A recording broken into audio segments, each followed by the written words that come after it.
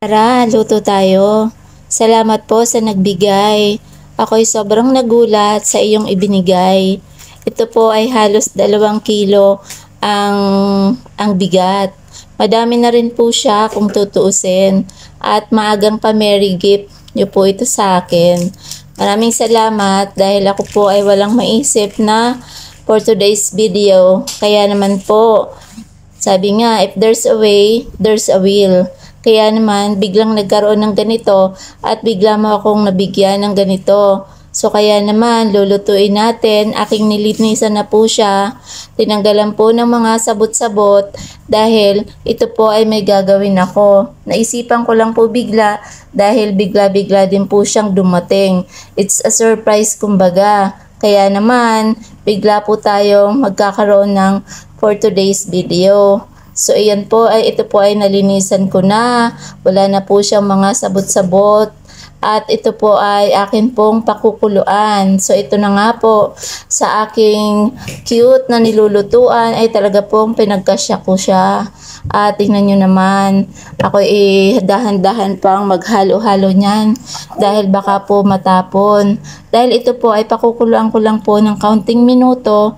Dahil ito po ay may gagawin po tayong simpleng lutong bahay na for sure masarap naman po ang lasa. First time ko pong lulutuin ito na ganitong seashell. So kaya naman pagkakulo po ay inilagay ko po siya sa salaan para po lumamig na ang kaunti at aking binuhos-buhusan ng paunti-unting tubig para po lumamig at tatanggalin ko po ang mga shells niya at ang kukuhanin ko lang po ay ang kanyang laman. Kaya po kailangan medyo malamig-lamig para hindi naman po tayo mahirapan sa pagtanggal, para po hindi po tayo mapaso. Kasi sa dami po nito, halos 2 kilo po ito guys. At kung ito'y mainit, so yun na nga. Ito na po ang lahat ng kanyang mga laman. Ito na po lahat ng natanggal ko sa kanya. So, diba, ang dami po kanina na may shell pa. At after po niyan, ay ito na po siya. At ako po ay nagpainit ng star margarine guys. Opo, simpleng star margarine. Ngunit kung kayo po ay merong butter o cheese, mas maganda po. Kaya naman, naglagay po ako ng toasted garlic dahil meron na po akong ready na toasted garlic. At ito ay ating halu-haluin lang po. At naglagay din po tayo ng kaunting paminta.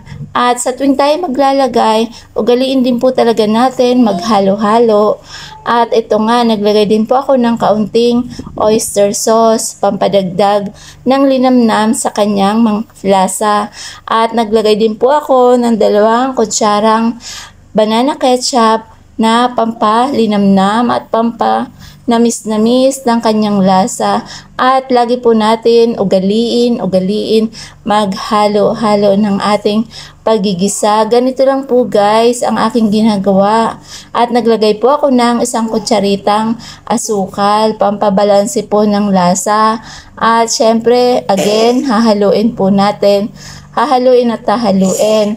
At inilagay ko na po ang lahat ng laman. At syempre po, hahaluin pa rin po natin.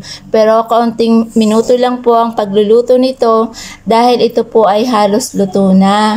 Kaunting minuto na ating paiinitan lang po at antayin kumulo po ng kaunti para naman po kumapit po ang lasa ng mga spices po niya, ng mga herbs, kung ano mga sangkap na inilagay po natin. So ayun na.